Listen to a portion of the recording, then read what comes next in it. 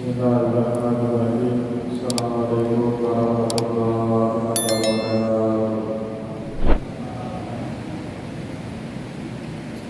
Alhamdulillah, alhamdulillahilladzi ja'ala ilma taharatan nufus wa nuran lil basair wa hadiyan ilal jannah. Asyhadu an la ilaha illallah wahdahu la syarika lah wa asyhadu anna Muhammadan abduhu wa rasuluhu shallallahul burhan. Allahumma sholli wa sallim ala rasulika karim Muhammad sallallahu alaihi wasallam wa ala alihi wa ashabihi wa man tabi'ahum bi ihsanin ila yaumiddin. Summa amma ba'du. Puji dan syukur senantiasa dan tidak pernah bosan-bosannya kita menjaga kehadiran Sang Maha Pencipta Allah Subhanahu wa Ta'ala, yang mana dengan limpahan karunia-Nya, rahmat-Nya, hidayah-Nya, serta anugerah-Nya kepada kita semua, kita kembali masih diberi kesempatan, kesehatan dan usia panjang oleh Allah untuk sama-sama dan senantiasa mengabdikan diri kita di jalannya dengan menjalankan segala perintahnya dan menjauhi semua larangannya. Salawat demi salam juga tidak pernah lupa pula kita aturkan kepada junjungan Allah Nabi besar Muhammad sallallahu alaihi wasallam, di mana beliau telah bersabda dalam sebuah hadisnya, "Man salaka tariqan yaltamisu fihi ilman sahalallahu lahu bihi tariqan ilal jannah." Barang siapa yang memiliki satu jalan untuk menuntut ilmu agama Allah, maka niscaya Allah Subhanahu wa Ta'ala mudahkan baginya jalan menuju ke surganya Allah. Bapak Ibu kaum muslimin dan muslimat, jamaah salat maghrib dan juga isya yang dimuliakan oleh Allah, hari pada kesempatan malam yang penuh dengan kemuliaan ini, sambil kembali kita niati kitab di rumah Allah, mari sama-sama kita kembali melanjutkan pengajian tasawuf kita atau pengajian fikih kita dengan kitab Al-Fiqhul Islami wa Adillatuhu karya Syekh Muhammad As-Suhaili rahimahullahu ta'ala. Dan insyaallah pada kesempatan malam ini kita kembali akan melanjutkan bacaan kita dengan pasal pembahasan berikutnya, Al-Faslu Al-Thaminu, pasal yang ke-8 di dalam bab amalan, yaitu ahkamul i'arad, hukum syariat yang berkaitan dengan pinjam meminjam barang. Ya, setelah pada beberapa pertemuan yang lalu kita tuntaskan yang bacaan kita dengan ahkamul wadi'ah, hukum-hukum syariat yang berkaitan dengan penitipan barang. Kita pada beberapa pertemuan yang lalu sudah mengetahui makna daripada wadi'ah atau juga dalil yang meminta kita atau yang membolehkan kita melakukan transaksi wadi'ah dalam kehidupan kita sehari-hari. Apa saja yang menjadi harta wadi'ah, rukun-rukun agar sahnya transaksi titipan barang kita, dan juga kita sudah membahas syurutul wadi'ah, syarat apa saja yang diwajibkan untuk dipenuhi agar wadi'ah kita itu dianggap sah di dalam syariat. Dan insyaallah Bapak Ibu kaum muslimin dan muslimat, jamaah pengajian yang dimuliakan oleh Allah, mulai malam ini dan seterusnya kita masuk ke dalam pembahasan berikutnya, al-i'aratu. I'arah ini sendiri punya definisi di dalam bahasa dan juga punya definisi di dalam syariat. Bapak Ibu yang dimuliakan oleh Allah, tentu sebagaimana kebiasaannya para fuqaha, sebelum jauh membahas apa yang dimaksud dengan i'arah atau juga disebut dengan ariyah. Jadi penyebutannya di dalam kitab fikih terkadang menggunakan kata i'arah, terkadang menggunakan kata ariyah, maknanya lebih kurang sama. Di dalam bahasa Arab, al-ariyatu awil i'aratu mubatan ma'qudatun minan ta'awuli ay at-tadarruni ay at-tamaruni. Jadi yang dimaksud dengan ariyah atau i'arah dalam bahasa Arab terambil dari akar kata at-ta'awul, maknanya at-tadarrun atau at-tadarrun, sesuatu yang beredar dan berputar. Jadi pinjam barang itu berarti kan mengedarkan suatu barang agar manfaat dari barang itu tidak hanya bisa kita manfaatkan, tetapi juga bisa dimanfaatkan oleh orang yang lain. Jadi saat kita meminjamkan peci untuk orang, maka manfaat peci itu bukan hanya untuk menutup kepala kita, tapi juga bisa menutup kepala orang lain, punya banyak manfaat. Itu makna daripada i'arah secara bahasa, sesuai dengan prinsip utama Allah yang Allah Subhanahu wa Ta'ala inginkan di dalam Al-Quran. Kaila takuna dulatan bainal aghniyai minkum. Harta itu kata Allah harus beredar, barang, harta, energi. Kalau yang punya barang atau properti, diedarkan properti itu harus hidup, harus produktif. Maka di dalam syariat Bapak Ibu, Allah paling membenci kalau kita punya lahan, lahannya itu tidur dan produktif. Menghidupkan lahan tidur itu termasuk bahagian penting di dalam amalan. Maka nanti insya Allah kalau kita terus mengaji kitab fikih ini, ada satu bab di dalam kitab fikih namanya Ihyaul Mawad, menghidupkan dan memproduktifkan lahan tidur atau lahan yang tidak produktif. Nah, itu perintah Allah. Kenapa Allah tidak ingin lahan itu terbengkalai, tidur, tidak bermanfaat, tidak produktif, itu tidak boleh sebenarnya. Maka yang punya barang, yang punya properti, yang punya lahan harus diedarkan, diproduktifkan. Orang yang punya lahan, punya uang, uangnya juga harus beredar, tidak boleh simpan sehingga manfaatnya tidak dirasa oleh orang banyak. Kalau bisa buat usaha, buat usaha. Kalaupun tidak punya usaha, investasi. Kalau tidak bisa investasi, kena yang namanya zakat. Kena 2,5% dari zakat. Oh, saya punya uang banyak, tetapi uang saya itu sudah saya buatkan usaha habis untuk membangun kantor, untuk membangun toko, yang kemudian tokonya disewakan, apa saya masih kena wajib zakat? Tidak lagi wajib zakat. Kenapa? Dia sudah mengedarkan uangnya di tengah masyarakat dalam berbagai macam bentuk usaha. Jadi uang seperti apa yang terkena zakat? Uang tidur di dalam rekening bank yang tidak terpakai-pakai, jumlahnya sudah mencapai nisab 2,5%, dikenakan wajib untuk kita keluarkan zakatnya.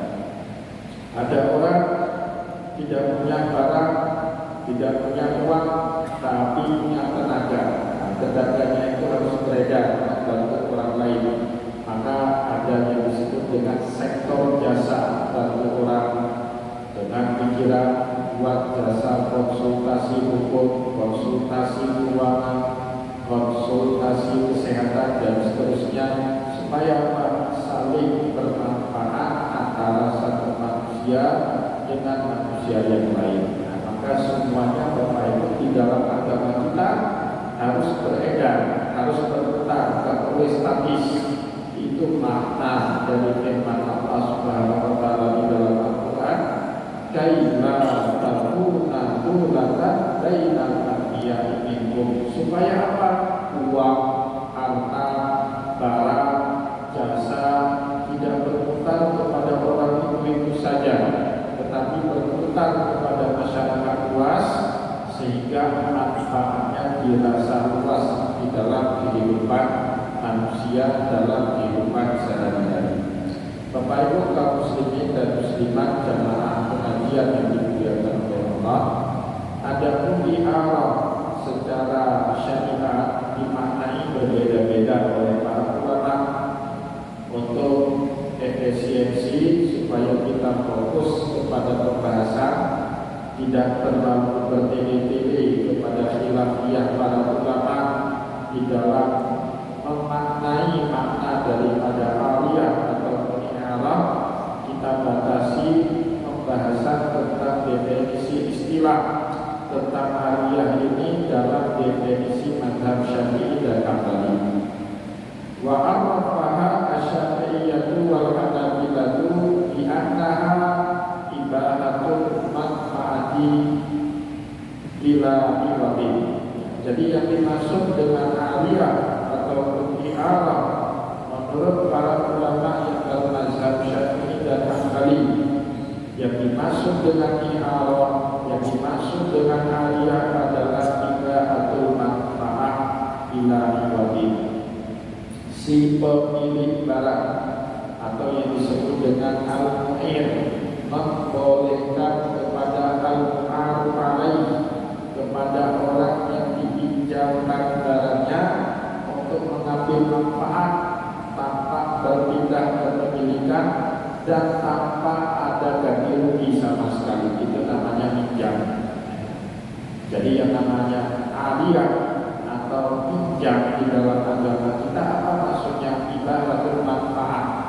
Si pemilik barang mengizinkan kepada orang lain untuk mengambil manfaat dari barang yang dia miliki bila iwadin, tanpa ada timbal balik, hanya semata-mata untuk mengamalkan firman Allah Subhanahu wa taala, wa ta'awanu 'alal birri wat taqwa wa la ta'awanu 'alal itsmi wal 'udwan.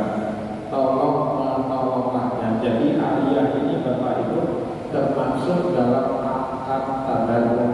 Kita sudah berulang kali di dalam pengajian ini menjelaskan di dalam syariat Bapak Ibu yang dimuliakan oleh Allah, akad dibedakan menjadi dua macam. Secara umum akad apapun di dalam amalan dibedakan berdasarkan tujuannya kepada dua kategori. Yang pertama, ada jenis akad di dalam amalan tujuannya cari laba dan untung, namanya akdun bi'iwadin, akad yang dibuat oleh para pihak dengan tujuan cari untung, mutual benefit. Contohnya apa? Akad jual beli, si penjual mendapatkan untung dari margin modal dengan harga jual, si pembeli juga mendapatkan untung karena telah mendapatkan barang yang dia butuhkan atau barang yang dia inginkan, sama-sama menguntungkan. Maka jual beli itu di dalam muamalah disebut dengan akdun bi'iwadin, akad tujuannya cari laba dan untung. Sewa menyewa itu disebut dengan akdun bi'iwadin, tujuan dari orang berakad ijarah atau akad sewa menyewa cari laba. Kita punya rumah kita ada pakai, kita sewakan buat orang lain. Orang yang menyewa mendapatkan manfaat daripada rumah kita. Kita sebagai pemilik rumah berhak mendapatkan ongkos biaya sewa yang dibayar oleh penyewa rumah kita. Sama-sama dapat laba, sama-sama dapat untung. Itu namanya akdun bi'iwadin. Satu lagi Bapak Ibu di dalam amalan namanya akdul tabarruk, akad yang tujuannya itu tidak cari untung, tetapi akad yang tujuannya itu semata-mata saling bantu membantu, tolong menolong di dalam ajaran-ajaran Islam. Wa ta'awanu, itulah perintah Allah di dalam Al-Quran. Wa ta'awanu 'alal birri wat taqwa wa la ta'awanu 'alal itsmi wal 'udwan. Tolong menolonglah kalian dalam ketakwaan dan kebaikan. Jangan pernah menolong dalam melakukan perbuatan dosa dan permusuhan. Maka Bapak Ibu, di dalam hal ini akdul i'arah atau akdul ariyah, akad pinjam meminjam barang, termasuk kepada akdul tabarruk, akad yang tujuannya cari pahala, bukan cari laba. Gak boleh cari duit di sini. Sama seperti pembahasan kita pada pertemuan yang lalu, akad wadiah. Akad wadiah itu tujuannya bukan cari laba. Tujuan daripada akad wadiah itu tolong menolong. Ada orang punya barang, khawatir simpan di rumah, pada saat mau keluar kota cari orang yang bisa dipercaya dititip. Itu tidak tujuannya cari untung. Tujuannya tolong menolong dalam kebaikan dan ketakwaan. Jadi akad seperti wadiah, akad seperti i'arah, akad apalagi seperti hibah atau seperti hadiah atau juga ikrar wakaf, itu tujuannya bukan cari laba, tujuannya semata-mata mencari pahala dari Allah Subhanahu wa Ta'ala. Maka oleh sebab itu Imam Syafi'i atau para ulama yang bermadzhab Syafi'i dan ulama yang bermadzhab Hambali mendefinisikan aliyah sebagai akdul bi annaha ibadatul manfaati bila ibadih, satu akad yang tujuannya pemilik barang mengizinkan, menghalalkan, melegalkan, membolehkan kepada si peminjam barang untuk mengambil manfaat dari barang yang ia miliki bila ibadih, tanpa ada timbal balik, tanpa harus bayar, tanpa harus sewa, percuma dia berikan barang itu untuk diambil manfaat. Itu disebut dengan akad ariyah. Nah, itu bedanya ariyah dengan utang piutang, Bapak Ibu. Kalau utang piutang, Bapak Ibu, itu menjadi hak milik kita. Utang piutang boleh dengan uang, boleh dengan barang. Bapak Ibu diutangkan beras, atau misalnya diutangkan roti. Saya utang ya roti, kan misalnya Bapak Ibu punya bisnis roti bakar. Kebetulan roti bakar kita laris hari ini, stok rotinya kurang. Ada orang yang jual roti bakar yang sama sekitar 200 meter tempat kita minta anak kita tolong pinjam roti Bapak Ibu. Nah, kalau pinjam atau kalau utang, ambil utang besok boleh ganti dengan roti yang baru. Tapi kalau pinjam Bapak Ibu, kita hanya boleh mengambil manfaat tanpa memiliki roti tersebut. Nah, itu bedanya pinjam meminjam dengan utang-utang. Bapak Ibu pinjam duit dari saya 10 juta, 10 juta itu jadi hak milik kita. Ya. Dan kita wajib mengganti 10 juta itu pada saat tempohnya jatuh. Tapi kalau Bapak Ibu pinjam sepeda motor saya, Bapak Ibu boleh silakan ambil manfaat sepeda motor itu untuk dipakai berkendara. Tetapi sepeda motor itu tidak boleh Bapak Ibu miliki. Setelah tujuan dari Bapak Ibu pinjam sepeda motor dari saya selesai, maka motor itu wajib dikembalikan kepada pemiliknya. Itu ariyah, pinjam-pinjam yang membedakan dia dengan utang piutang. Dalam kehidupan Bapak Ibu kita tidak bisa benar-benar terhindar dari pinjam-pinjam barang atau dari akad utang piutang. Yang namanya manusia itu makhluk yang tetap butuh kepada orang yang lain. Pasti semua kita Bapak Ibu dalam kehidupan pernah pinjam barang atau juga pernah kita berpiutang terhadap uang kepada orang lain. Itu suatu hal yang tidak bisa dihindari. Maka oleh sebab itu, baik utang-piutang maupun pinjam-pinjam termasuk bagian daripada akun bighairi iwadin, akad tanpa ada cari untung dan laba. Utang-piutang bahaya sekali Bapak Ibu cari untung. Bapak Ibu pinjam duit dari saya boleh saya pinjamkan 5 juta tapi balik nanti 7 juta. 2 juta selisih itu riba. Karena apa? Tidak boleh cari untung. Di situ tujuannya murni untuk membantu orang lain. Kata Nabi dalam hadis, kullu qardin jarra fihi naf'un fahuwa riba. Setiap utang piutang yang ada lebih dari pokok, maka yang lebih itu dihukumi di dalam syariat sebagai riba yang dilarang oleh Allah Subhanahu wa Ta'ala.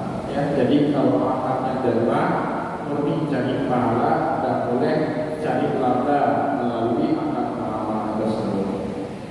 Bapak Ibu kaum muslimin dan muslimat jamaah pengajian yang dimuliakan oleh Allah, itu yang pertama.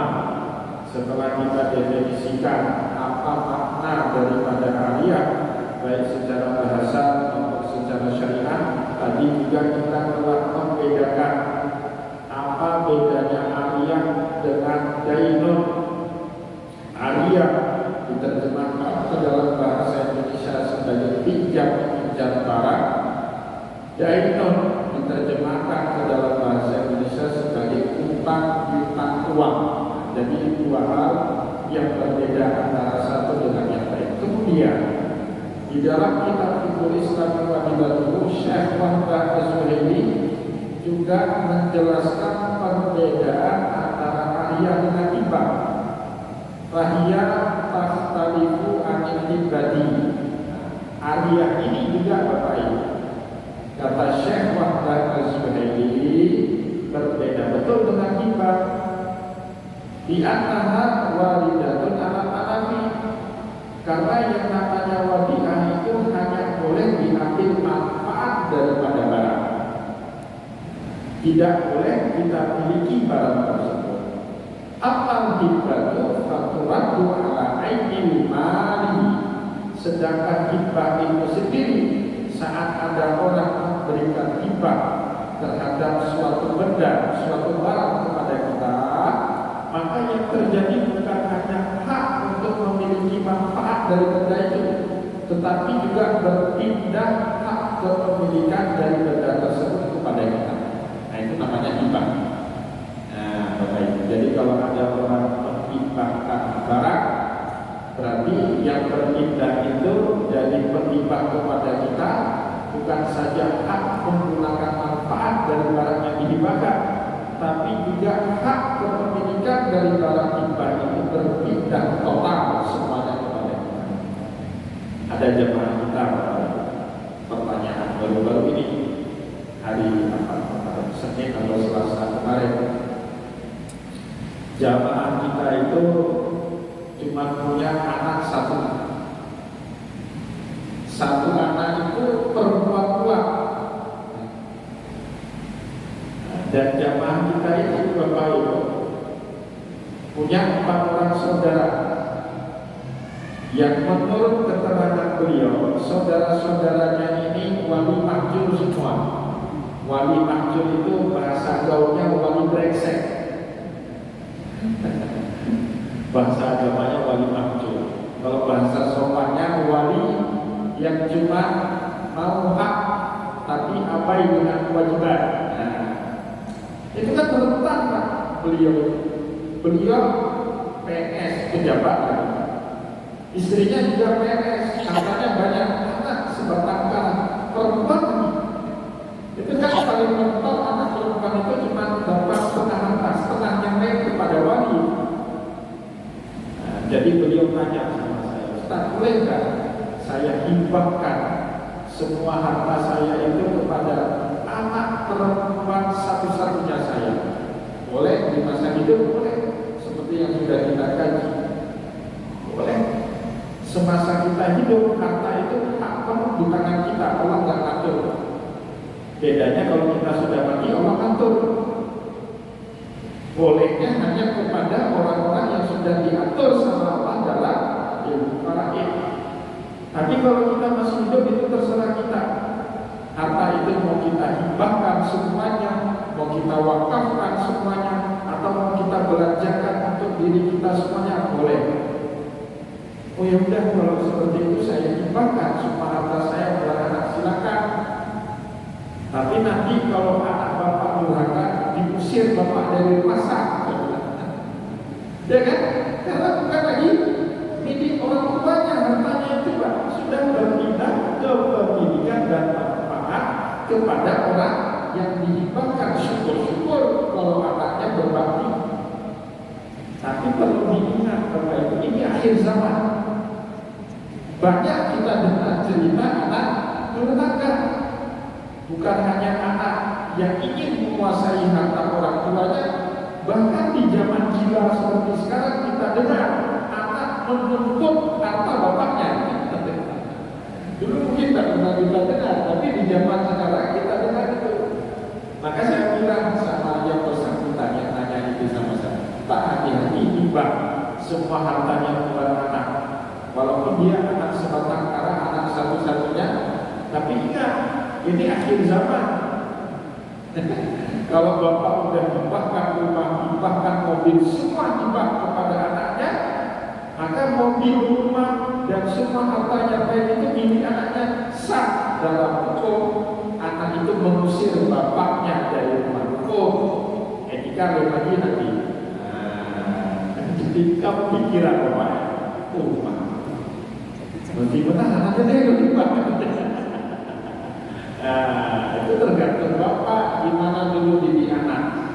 Ya, kalau anaknya dididik dengan baik, diajari ilmu agama, tahu dia berbakti, mendarmakan diri kepada kedua orang tua, kita pun tak khawatir. Bahkan seandainya ayah kita, kakek kita dulu orang baik-baik semua, mendidik kita dengan baik, saudara-saudara kita dengan baik.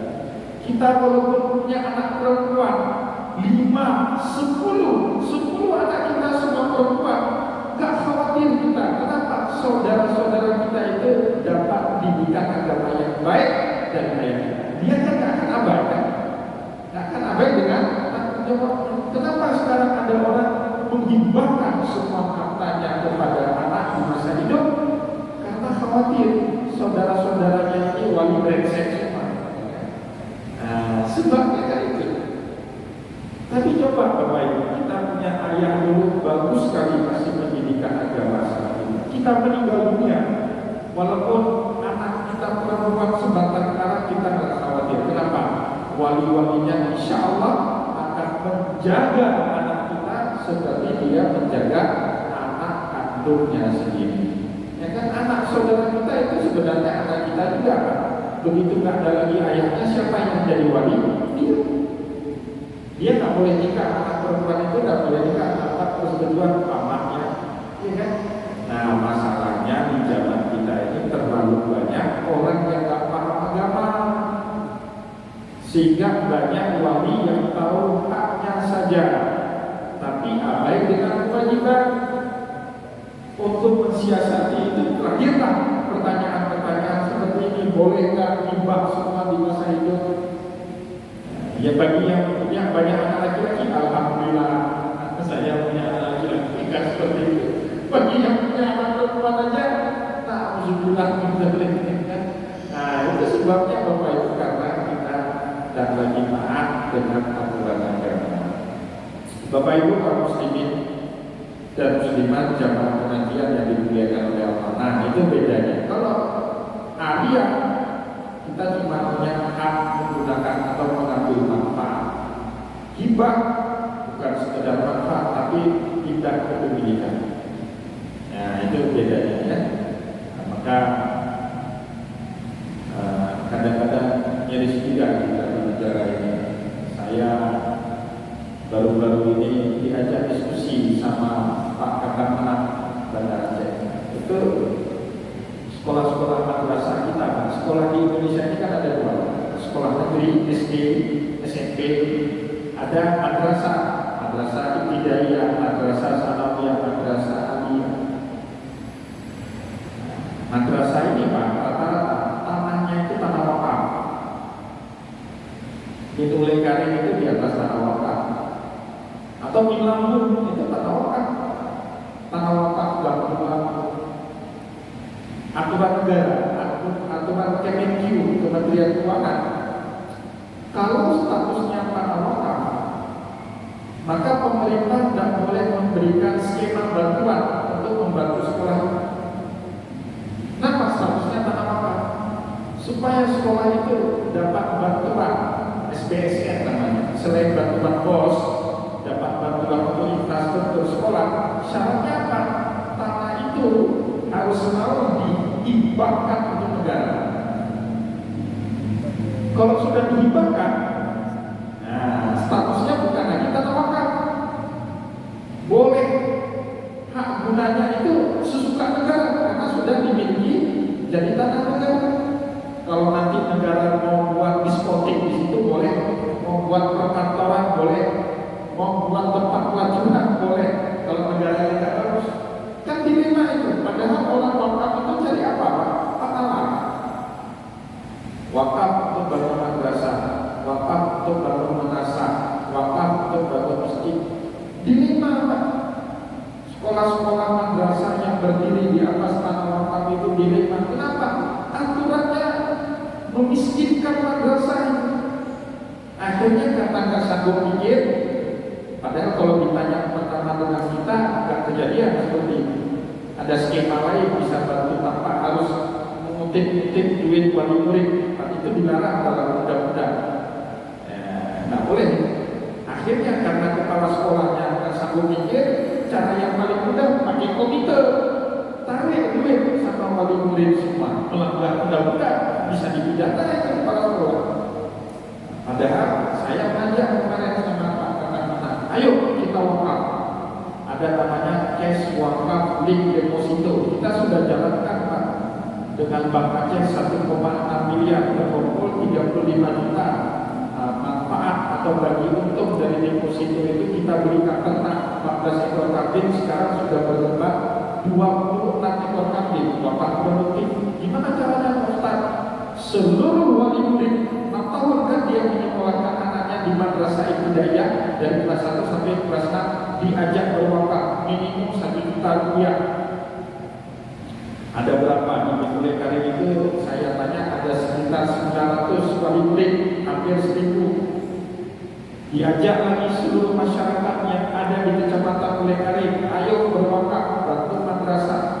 Taruhlah Bapak itu terkumpul duit sebanyak 3 miliar rupiah. 3 miliar. Di dalam aturannya bagi hasilnya bisa 5%. Kalau setahun dapat 5% sudah berapa itu? 180 juta. 180 juta setahun Pak. Dapat bagi hasil dari wakaf uang kita. Setahun 180 juta untuk membiayai operasional sekolah. Itu kalau asumsinya yang terkumpul 3 miliar. 6 tahun dia depositokan. Setelah 6 tahun masing-masing duit uang itu auto debit masuk ke rekening mereka masing-masing. Saya wakaf 10 juta rupiah karena anak saya sekolah di Lekaring. 6 tahun 10 juta itu tak boleh ambil. Setelah 6 tahun anak saya tamat dari Lekaring, auto debit. Bank Aceh atau bank syariah akan mentransfer duit wakaf itu kembali ke rekening Bapak Ibu. Tidak ada yang diberikan. Uangnya bergulir terus tiap tahun 180 juta, 180 juta. Tapi tidak tanya sama kita.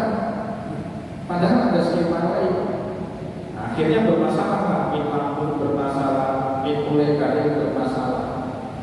Nah, Bapak Ibu yang dimuliakan oleh Allah, banyak skema-skema yang lain yang bisa kita bantu sekolah itu. Apalagi orang Aceh ini bukan orang pelit, orang yang terkenal dengan kedermawanannya. Asal kita kelola dengan baik, bisa kita majukan sekolah itu. Nah, dari mana ini ide saya ambil? Di Malang Pak. Boleh baca nanti jurnal. Di Malang,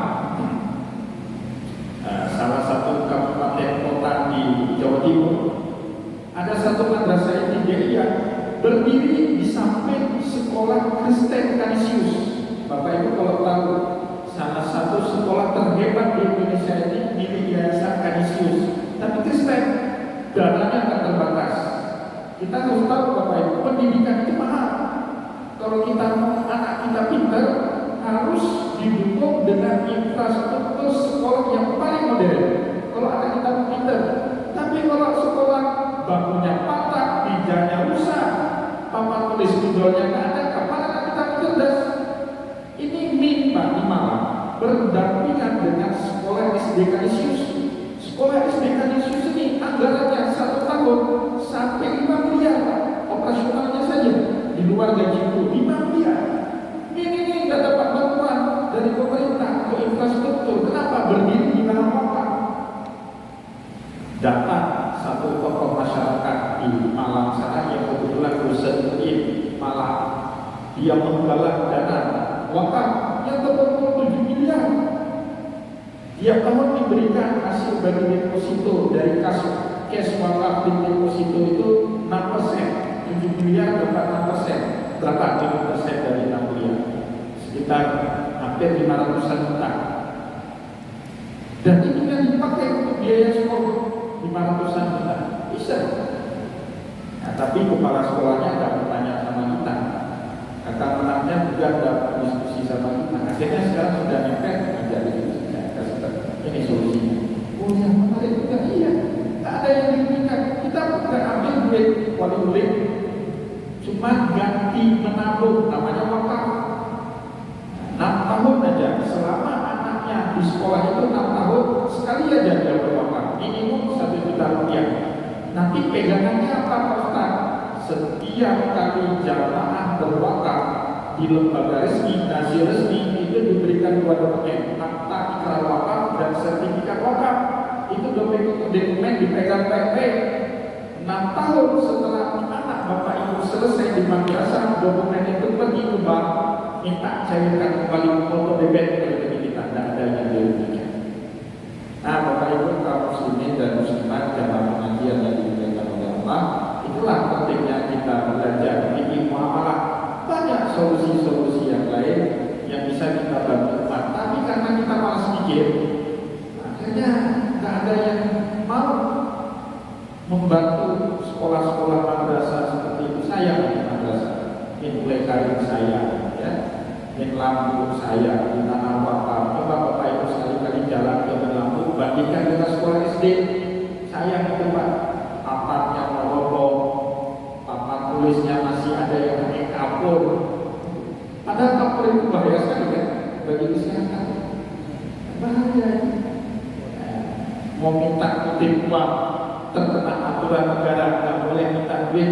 Sekolah negeri nggak boleh kutip duit apapun dari wali murid. Dan itu setuju saya, nggak boleh. Tapi kalau wakaf, diajar wakaf, siapa yang bisa larang kalau ada orang yang mau berwakaf? Nah, itu maka Bapak Ibu kaum muslimin dan muslimat jamaah pengajian yang dimuliakan oleh Allah, itu pentingnya kita mengerti ya satu muamalah dengan produk muamalah yang lain supaya kita tahu memanfaatkannya di dalam kehidupan real, dalam kehidupan kita sehari-hari. Semoga ada manfaatnya. Insyaallah pada pertemuan yang akan datang kita kembali akan lanjutkan bahasan kita dengan ahkamul a'iyah. Saya mohon maaf jika ada yang tidak berkenan. Wallahu a'lam bishawab. Wassalamualaikum